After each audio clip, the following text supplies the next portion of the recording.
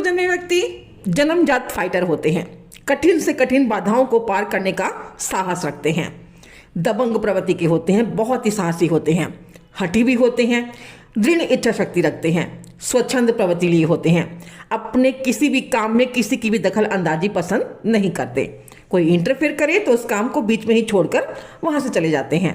और यही कारण है कि इन लोगों की लाइफ में, इनके कैरियर में काफ़ी उतार चढ़ाव देखने को मिलते हैं। लेकिन एक बात ये तय है कि एक बार इन्होंने अपना लक्ष्य निर्धारित कर लिया तो ये किसी भी हद तक जाकर उस काम को अवश्य पूरा करते हैं।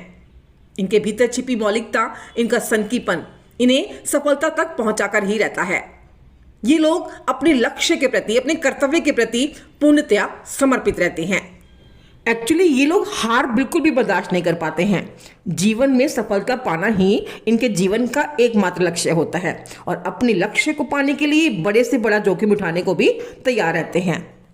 धन कमाने की इनमें अपूर्व क्षमता होती है। इनके मस्तिष्क में कोई ना कोई प्लानिंग चलती ही रहती है। इन लोगों को अपने जीवन में अनेक विरोधों का सामना करना पड़ता है। इन्हें सफलता और असफलता दोनों का स्वाद चखने को मिलता है।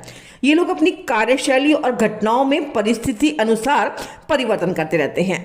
बहुत ही ज़्यादा बेचैन रहते हैं, अस्थिरता का अनुभव करने वाले लोग हैं। जब तक कि किसी निर्णय पर नहीं पहुंच जाते तब तक ये जी जान से उस बारे में सोचते ही रहते हैं। ऐसे व्यक्तियों में आत्मविश्वास, दृढ़ संकल्प, उत्तेजना, स्वतंत्रता, दबंगपना ऐसे गुण देखने को मिलते हैं। ये लोग जिसे भी पसंद करते हैं दिल की गहराइयों से करते हैं और जब घृणा करते हैं तो उसकी भी अति कर देते हैं।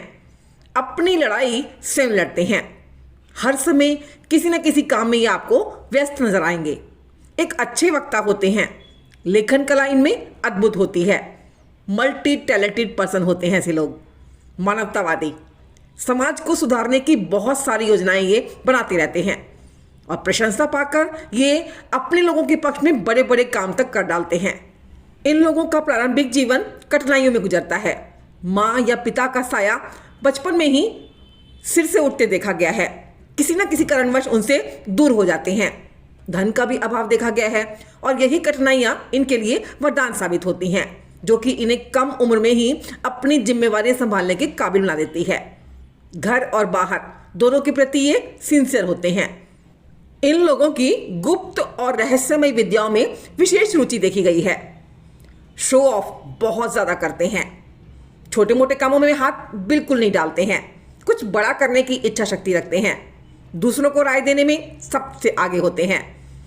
बिजनेस हो या राजनीति, इनके पास नए नए आइडियाज होते हैं।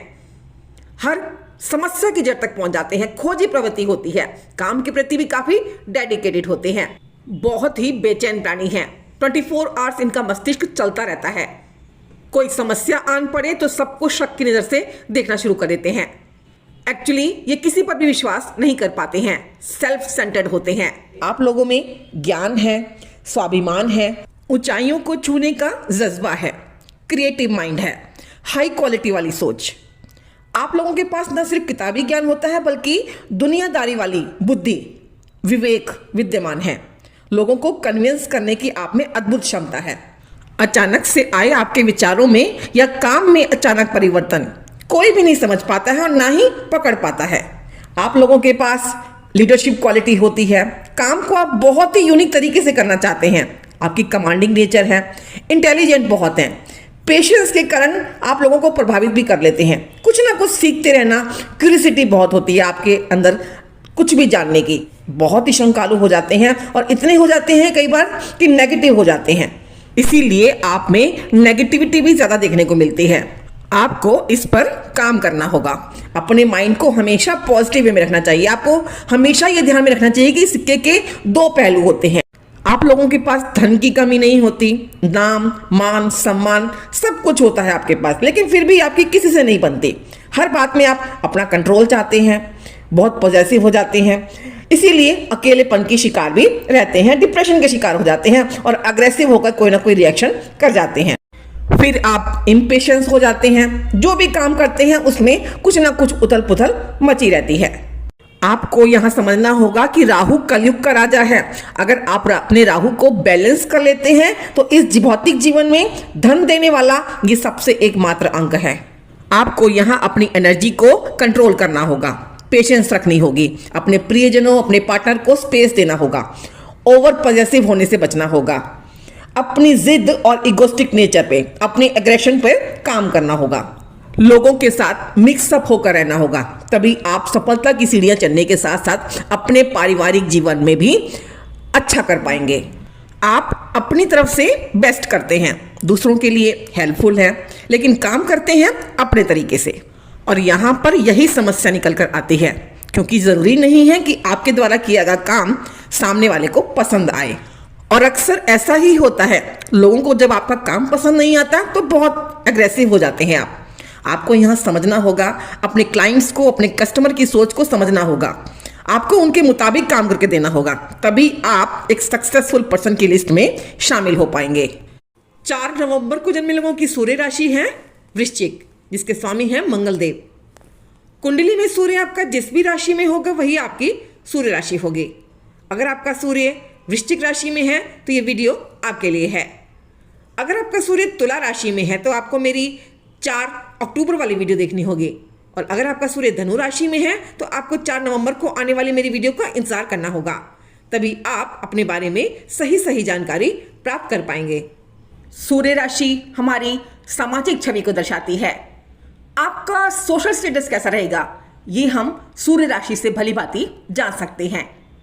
यहाँ आपको मैं एक बात और क्लियर कर दूं कि जब भी आप अपने कैरियर का चुनाव करें तो अपनी सूर्य राशि और अपने भाग्यांक के अंक को ध्यान में रखकर ही अपने कैरियर का चुनाव करें।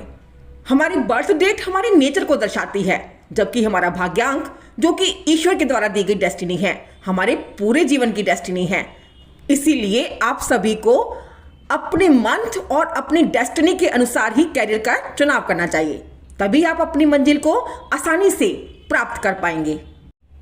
जय श्री कृष्णा दोस्तों। वीडियो को आगे बढ़ाने से पहले मैं एक नज़र अपने आप पर भी डालना चाहती हूँ। मैं आर रूमी, एक काउंसलर, न्यूमरोलॉजिस्ट, वैदिक एस्ट्रोलॉजर।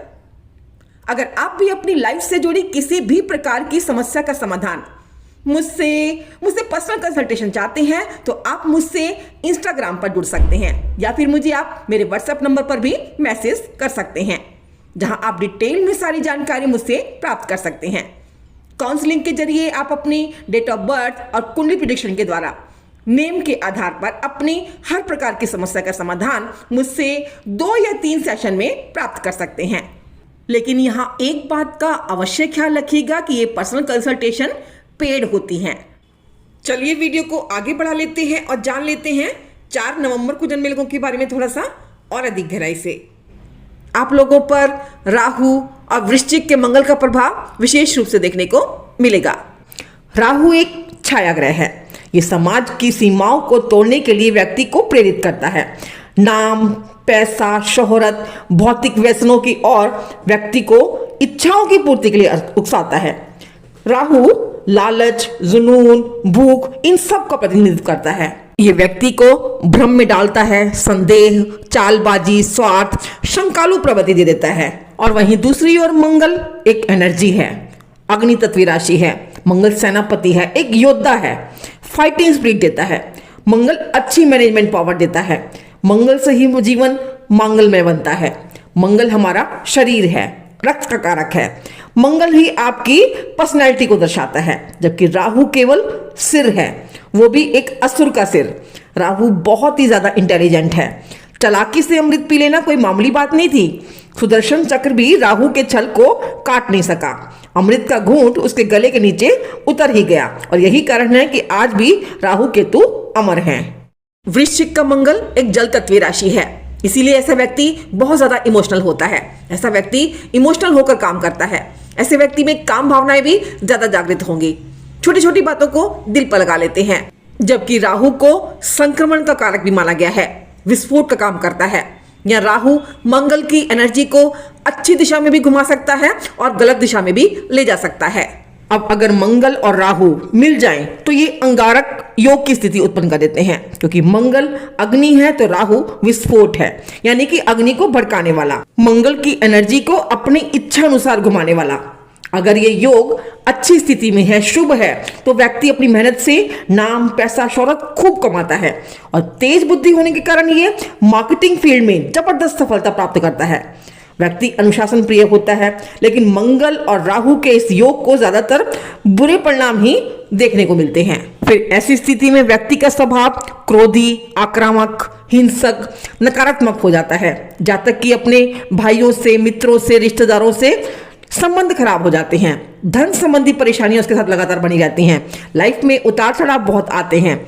संतान प्राप्ति में रुकावट आ सकती है। पेट के रोग, शरीर पर चोट लगने की संभावना भी बहुत ज्यादा बन जाती हैं। यहाँ राहु मंगल के शुभ या अशुभ प्रभाव में बढ़ोतरी कर देता है, इसीलिए ऐसे लोगों को बहुत ही सावधानी पूर्वक चलना चाहिए, क्योंकि दोनों ही ग्रह अधिक खराब स्थिति में हो जाए तो ऐसा व्यक्ति अपराधी प्रवृत्ति का भी हो सकता है, यहाँ तक कि उसे लंबे समय तक के लिए जेल में भी रहना पड़ सकता है। इसलिए ऐसे व्यक्ति को अपनी एनर्जी पॉजिटिव सोच में लगानी चाहिए। ऐसे व्यक्ति को अपने वाहन बहुत ही सावधानी पूर्वक चलाने चाहिए। अपने पास कोई धारदार हथियार ना रखें। चाकू इत्यादि से उनको चोट लगने के, दुर्घटना होने के आसार ज्यादा हो जाते हैं। घर में वायरिंग, बिजली के उपकरण को भी दुरुस्त रखना चाहिए। इलेक्ट्रॉनिक सामान आपका सही होना चाहिए। समस्या उत्पन्न हो जाए तो इलेक्ट्रिशियन से ही काम करवाएं, स्वयं एक्सपेरिमेंट ना करें। बैक्टीरियल इन्फेक्शन, फूड पॉइजनिंग से भी बचकर रहें। यहाँ तक कि यात्रा के दौरान किसी अपरिचित का दिया हुआ खाना ना खाएं, ये भी आपके लिए घातक साबित हो सकता है। कुंडली में आपके मंगल और राहु की स्थिति कैसी है, वैसे ही आपको यहाँ पर रिजल्ट प्राप्त होंगे। आपका मंगल कैसा है, आपका राहु कैसा है, ये जानना चाहते हैं तो उसके लिए आप मेरी अच्छे और खराब मंगल और राहु के लक्षण वाली इन वीडियोस को मेरे दूसरे चैनल पर, एस्ट्रोलॉजी के मेरे दूसरे चैनल पर देख सकते हैं। इनके लिंक आपको डिस्क्रिप्शन बॉक्स में मिल जाएंगे। यहाँ राहु मंगल के गुण और अवगुण दोनों को बढ़ाने का काम करता है और अति हर बात की हानिकारक होती है। इसीलिए मंगल की चीजों का दान करते रहें, बजरंगबली की शरण में रहें, भोलेनाथ की शरण में रहें और हाँ, मंगल को बैलेंसिंग बनाए रखें। और हाँ, इन सब के बावजूद परिस्थितियां अगर ऐसी हो जाए कि कुछ समझ न आए तो काउंसलिंग की मदद भी अवश्य लें, ताकि आप अपने जीवन को एक सही दिशा प्रदान कर सकें, अपने जीवन को उच्चतम ऊंचाइयों की ओर ले जा सकें। आप लोगों के मित्र अंक बनते हैं 6 और 8। 6 का अंक शुक्र का और 8 का अंक शनिदेव का। आप लोगों के सम अंक हैं 3, 5 और 7। 3 का अंक गुरु का, 5 का अंक बुध और 7 का अंक केतु का।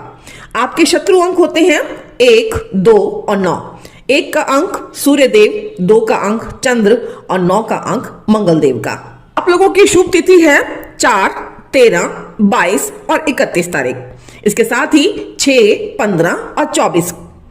आपके लिए शुभ दिन है मंगलवार, शुक्रवार और शनिवार, यानी कि ट्यूसडे, फ्राइडे और सैटरडे। आपके शुभ रंग होते हैं dark blue colour, grey colour, bright colours, चमकते नीले रंग, चमकते कलर जो भी हैं।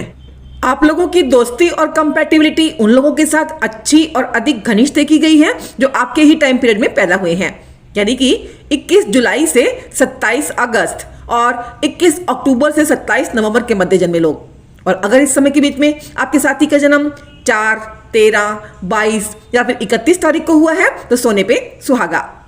इसके अतिरिक्त अगर आप इस समय के बीच में कोई नया कार्य आरंभ करते हैं, 4, 13, 22, 31 तारीख को कोई शुभ कार्य संपन्न करते हैं, तो ये भी आपके लिए अति शुभ फलदायी साबित होगा।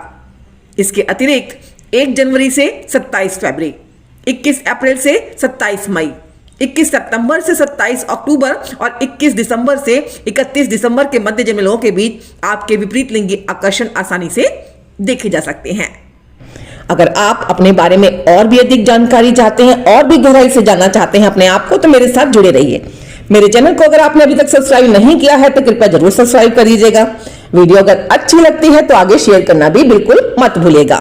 हाँ, अगर आप मुझसे पर्सनल कंसल्टेशन चाहते हैं, अपनी समस्याओं का निदान पाना चाहते हैं, तो वो पेड है। आप उसके लिए मुझसे व्हाट्सएप पर कांटेक्ट कर सकते हैं या फिर आप मुझसे इंस्टाग्राम पर जुड़ सकते हैं। मैं आररूमी अभी आप सबसे विदा लेना चाहूंगी। जय श्री कृष्णा दोस्तों।